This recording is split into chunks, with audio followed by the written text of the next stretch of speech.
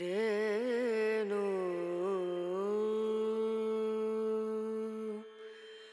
రనా రనా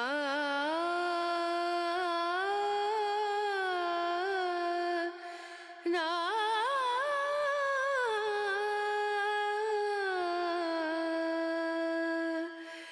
రేణు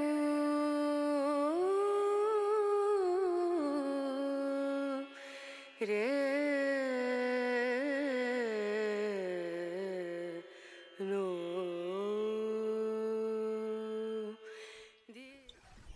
అందరికీ నమస్కారం అండి.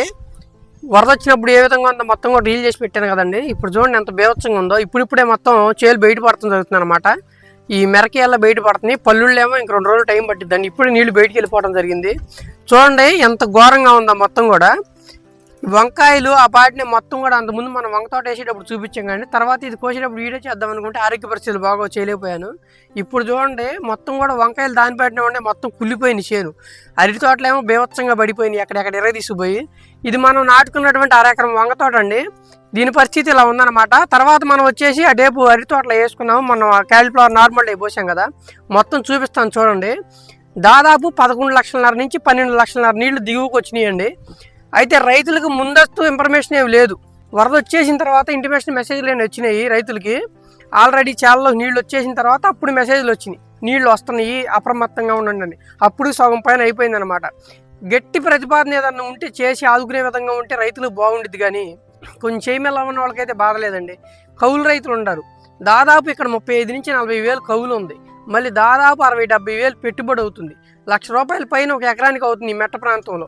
మళ్ళీ అంతా కూడా ఖరీదు గల పంటలు, వాణిజ్య పంటలు అన్నీ చేతికి తగ్గితే లాభాలు వస్తాయి. కానీ ఒక సంవత్సరం, ఒక 4-5 సంవత్సరాలు వర్షం వచ్చి ఒక సంవత్సరం పోయినా కానీ రైతుకి ఇబ్బందిగానే ఉంటుంది. ఎందుకంటే ఒక ఏడు వచ్చినాయి అనుకోండి, మళ్ళీ దీన్ని తీసి దానికి పెడతాం, దాన్ని తీసి దీనికి పెడతాం. దీంట్లో రొటేషన్ జరుగుతూ ఉండిద్ది, జీవనం అనేది కొనసాగుతూ ఉంటుంది. కానీ పూర్తిస్థాయి లాభాలను ఎప్పుడు కూడా రావడం జరగట్లేదు. మళ్ళీ ఏడంతా బాగానే ఉంది, వాణిజ్యపరంగా బాగానే ఉంది, పంటలు బాగానే ఉన్నాయి అనుకున్నప్పుడు మళ్ళీ ఇంత ఊహించినటువంటి విపత్తు రావడం అనేది జరిగిందనమాట. చూడండి ఇది మొత్తం కూడా ఎంత ఘోరంగా ఉందో. ఈ వంగతోట ఒకటే కదండి, పసుపులు ఈ మొత్తం కూడా ఏడు మనం పసుపు అనేది నాణ్యంగా మన సబ్స్క్రైబర్స్ ఎంతమంది అయితే ఉన్నారో అందరికి కూడా మనది తక్కువ రేట్లో స్వచ్ఛమైన పసుపును అందియాలనుకున్నాము. అది ఏడు కుదరదండి. ఎందుకంటే మనకి కనీసం సెంటు భూమి కూడా పసుపు అనేది మిగలేదనమాట. శుభ్రంగా కుళ్ళిపోయింది.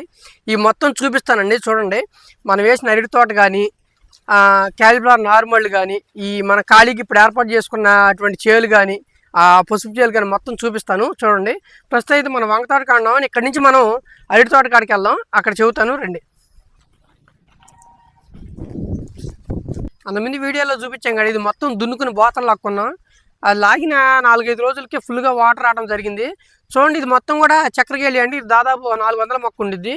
ఇది మా సైడ్ మొత్తం కూడా జ్యూసులకు వాడతారు, ఎక్కువ మామూలుగా తినడానికి వాడతారనమాట మా ఏరియా మొత్తం కూడా. ఇది మొత్తం కూడా చాలా ఇంట్రెస్ట్తో జాగ్రత్తగా నేను మా నాన్న మాత్రం వీటిని జాగ్రత్త చిన్నపిల్లల్ని పెంచుకున్నామండి. అయితే ఈ వరద రావటం, ఈ ప్రవాహానికి మొత్తం కూడా ఇది దెబ్బతినడం జరిగింది. ప్రస్తుతానికి ఇలా ఉంది. కానీ ఎండేస్తే దీంట్లో చాలా వరకు చచ్చిపోయే ప్రమాదం ఉంది అండి. ఇది మొత్తం డ్యామేజ్ అయిపోతుంది అనమాట. బతకడానికి ఆస్కారం అనేది చాలా తక్కువ ఉంది. ఇది చూడండి, ఇదొకటి అండి. అది 6 ఎకరం మంది వంగతోట కదా. ఇది ఒక 400 మొక్క చక్కెరకేళి ఇది వచ్చేసి. తర్వాత మళ్ళీ అక్కడ మనది ఒక 1000 మొక్క కూర తోట ఉందండి, అది మొత్తం గెల మీద ఉంది, అది కూడా చూపిస్తాను.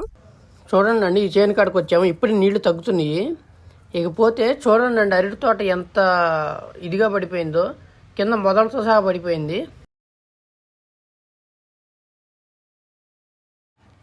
అరటి తోట ఓన్లీ ఆకులు మాత్రమే కనిపించినాయండి, మొత్తం కూడా మునిగిపోయింది.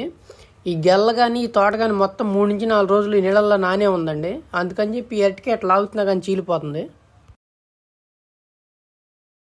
ముందు మిరప తోటను నార్మల్గా ఉన్నాయండి, చూపిస్తాను. మిరపతోట ఇప్పుడే కోయడానికి వచ్చిందండి. మొన్న 2 కేజీలు కోసారు అంతేను. మొత్తం కూడా మునిగిపోయి శుభ్రంగా కుళ్ళిపోయింది అనమాట. నార్మల్ ఆకుమారి మంచి కళకళలాడుతా బాగా అంటిందండి.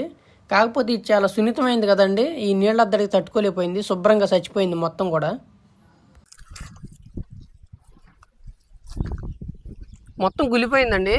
ఈ పసుపు అనేది చాలా ఖరీదు గల పంట అండి. అందులోనూ ఈ పసుపు రేట్లకి రైతులు ఆశతో 3000 4000 బస్తా అంటే 75 కేజీల బస్తా పచ్చిది ఉన్నా కానీ ఇది మంచి రేటు ఉండిద్ది అనే ఆశతో అందరూ కూడా పసుపు పంట వేయడం జరిగింది. పసుపు కంద కూడా మంచి రేటుతోనే వేసారండి. అందరూ కూడా ఇత్తనమే దాదాపు 70-80 వేలు అయింది ఎకరానికి వచ్చేసి. ఈ కౌలు వచ్చేసి 40 నుంచి 50 వేల మధ్య నడుస్తుంది ఏరియా మొత్తం కూడా. అంటే 35కి 50కి మధ్యలో ఉందన్నమాట. కొన్ని పొలాలు అయితే మిరక పొలాలు 60-70 వేలు కూడా ఉన్నాయి. అంటే ఇప్పుడున్న పరిస్థితుల్లో ఈ ఇత్తనం రేట్ల మీద 1,00,000 నుంచి 1,50,000 అయిందండి రైతుకి. ఇందులో ఎంతవరకు రైతుకి నష్టపరిహారం ఇస్తే గవర్నమెంట్ రైతు కోలుకుంటాడు? అంత నష్టపరిహారం ఇవ్వలేరండి. కాబట్టి మీకు తోచిన సాయం మీకు తెలిసిన రైతులకు చేయండి. ఈ కృష్ణా డెల్టా పరివాహక ప్రాంతం మొత్తం కూడా దగ్గర 80% కౌలు రైతులేనండి. సొంత భూమి ఉన్న రైతు ఇవాళ కాకపోతే కొంచెం రేపు కోలుకోవడానికి అవకాశం ఉంది. కౌలు రైతుకు గనక వరుసనే 2-3 ఏళ్ళు గిట్టుబాటు అయ్యి ఒక ఏడు దెబ్బ తగిలినా కానీ తగిలినట్టేను. అసలంటూ వ్యవసాయం అనేది సొంత భూమి రైతులకే గిట్టిన పరిస్థితి ఉంది. అట్లాంటి పరిస్థితుల్లో ఈ కౌలు రైతులు కూడా చాలా ఇబ్బందికరమైన పరిస్థితిలో ఉన్నారు. మీకు తెలిసిన రైతులు ఉంటారు, మీ ఊరిలోనో లేకపోతే మీ పరివాహకంలో మీ చుట్టాల్లోనో కౌలు రైతులు ఉంటారు. వాళ్ళకి మీరు తగినంత సహాయం చేయగలిగితే చేయండి, మీ స్తోమత ఉన్నంత వరకు చేయండి.